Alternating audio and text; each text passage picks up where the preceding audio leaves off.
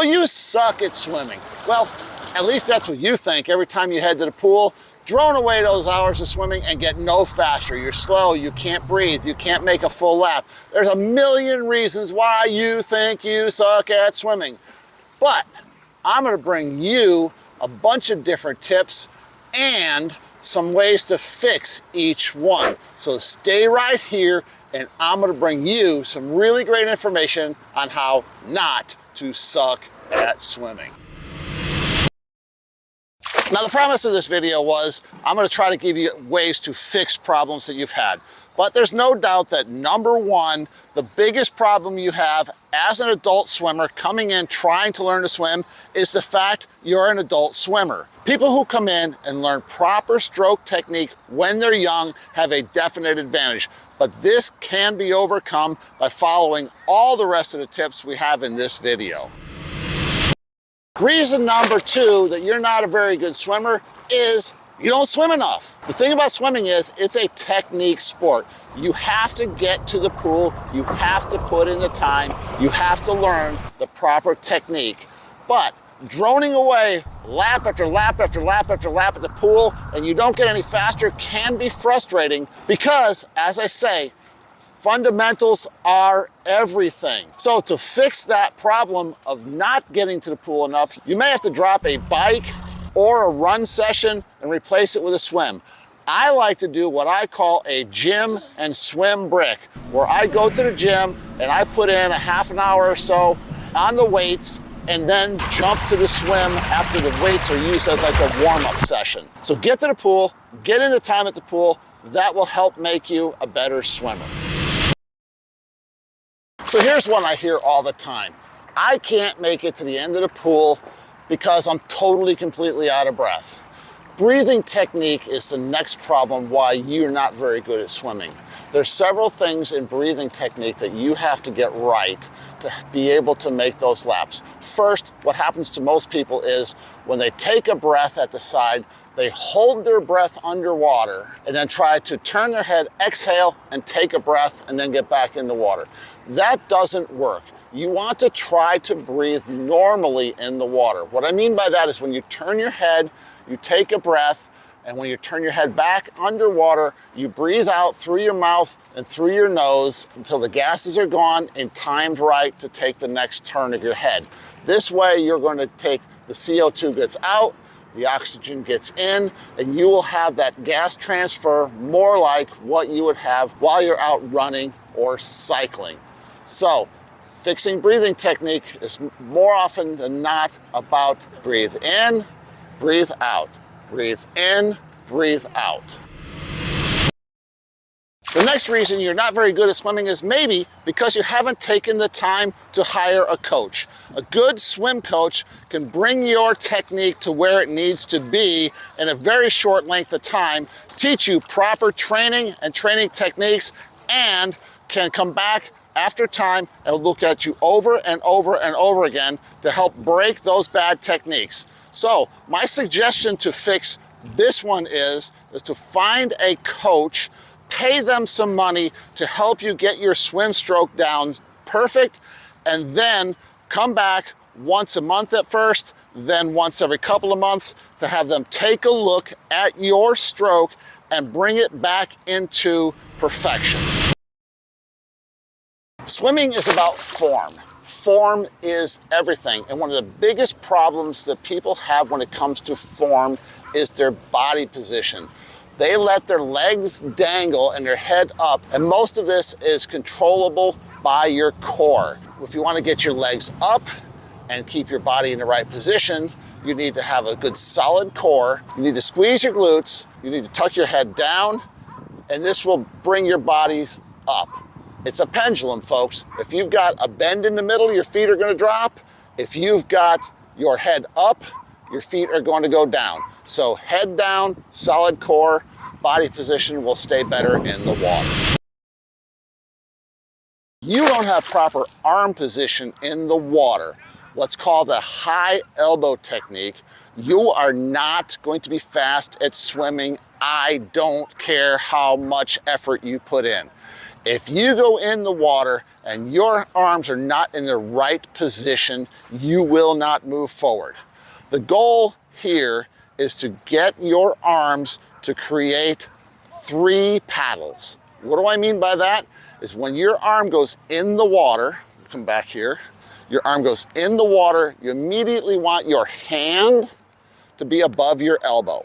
Your hand is above your elbow, you're going to come through the water, you're going to pull with a barrel, like you're carrying a barrel right here as you pull through the water, and you're gonna come all the way down in a question mark shape till you can touch your hip with your thumb. You want a full, complete stroke from the beginning to the end with your elbow always above your hand. If your elbow is above your hand, hand becomes a paddle, forearm becomes a paddle, upper arm becomes a paddle. You're pushing with 3 paddles. Now, if your hand is above your elbow, you're gonna come through the water this way. Notice the only paddle you have is your upper arm. It slides through the water nice and easy. Your brain is going to want to make your arm come through the water with the least amount of resistance. You want to create the most amount of resistance. That way, as you're pulling your body through the water, you're not pushing your arm through the water, you're pulling your body through the water, you will get an efficient stroke and you will get faster. Elbow above your hand, you're going to be faster. Elbow below your hand, you're going to be slower. Next, I want to talk to you about misusing your time at the pool. This is really important and something that most people don't realize whatsoever is you can misuse your time at the pool. What do I mean by that? Most people want to go into the pool and say they're doing a half Ironman. They're going to swim 1.2 miles in the half Ironman. So they just get in the pool and they drone away lap after lap after lap after lap after lap after lap after lap after lap after lap. And at the end of the swim, they look at their time and go, I was faster or I was slower. That doesn't work. You will never get better at swimming by droning away lap after lap after lap. What you want to do is you want to break your swim down into smaller increments with short breaks in between. Say 10 by 100, 4 by 200, 4 by 500, 20 by 100. What this does, it will show you where you are in your endurance, and when you break down, you'll be able to look at each 100 and make sure you try to keep your stroke consistent for each 100 yards. It also works when you're trying to work on your form and technique. If you try to work on your form and technique and swim 1,000 yards, you have no idea what you tried that will make you a faster swimmer. If you do 10 by 100 and try something new and different on each one, say a different hand position, make sure your arms are farther out, closer in. Whatever you want to do to try to make yourself faster, you can take a look at that 100 right encapsulated into one little space and know if that change worked. So breaking your pool swims down into smaller segments will help you get faster in the long run. So we talked about hand position. Hand position is important. That's 75% of your stroke. Body position is very important also, but not as important is the kick. Why I'm saying it's important but not as important is because number one, you're only getting about 10 to 15% of your forward propulsion from the kick. If you do the kick right. If you do the kick wrong, you can actually slow yourself down. I've actually had a client that when you gave him a kickboard went backwards because his kick form was so bad. Now, what I mean by keeping your kick right is you never want to scissor your legs out in the water. If you turn your head to breathe and have to scissor your legs to get your body back in position, you're overturning your head. Keep your feet together at all times. You should be able to brush the edges of your feet together, your toes, your big toes together anytime during your kick. Keep it efficient, keep it smooth, keep it from becoming a snowplow. Legs out, snowplow. You're plowing the water. Legs in, water streaming over you, you're pushing forward. To help you with the kick, you're going to take and use 2 products. You're going to use a kickboard and you're going to use fins and do some kicking drills to make sure that you have your kick form correct. So the next thing I want to talk to you about is when you're out there doing endurance swimming, when you're out there for longer distances, you're going to find yourself getting tired. And how you can beat getting tired is by having a strong upper body and core. You're not going to get this by just swimming lap after lap after lap after lap after lap in the pool, because your body's going to adapt to that amount of exertion and not get any stronger. So my tips for building your core and your upper body is, number one, hit the gym. Get in a couple of good solid core workouts and upper body workouts in the gym each and every week. Also, you might want to add into your swimming program the use of hand paddles and a pull buoy. The pull buoy will keep you from kicking. The hand paddles will help you with your pull and putting more resistance against the water. But I caution you to use these sparingly, because they're going to make you feel really, really, really fast, but that's a false sense of speed. They're to be used strictly to help you build the strength in your upper body and your core so you become a better swimmer. Our next point on why do you stink at swimming is, why do you stink at swimming at open water swimming? The main reason you may stink at open water swimming is fear of the unknown. You may be very experienced at pool swimming, where you have that black line on the bottom of the pool and just a short 25 or 50-yard lap. But when you get in open water, you don't have that line to follow. You don't have that wall to take a breath on. Fear of unknown is one of the main reasons why you stink at open water swimming.